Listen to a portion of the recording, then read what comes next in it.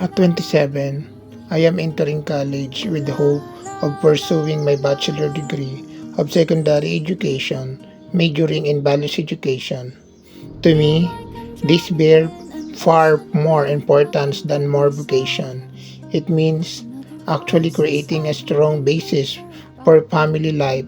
I have always envisioned in this blog, I will present my view on the roadmap that will keep me afloat amid coming tribulations toward the loving and supportive family of my dreams.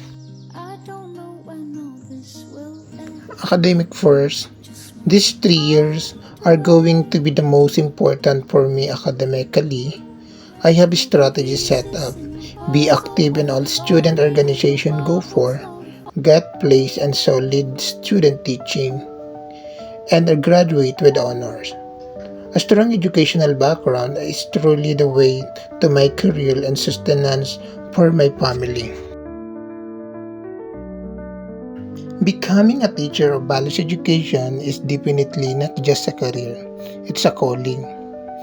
As soon as I graduate, I will be hunting for the job and the school which resonate most with my values. The goal for now would be to gain as much experience teaching while mastering classroom management as well as building relationship with students and colleagues.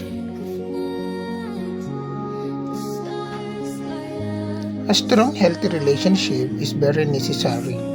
Me and my partner will communicate at the early beginning, plan together their future, marriage and family included, and build a solid foundation of respect and support for each other.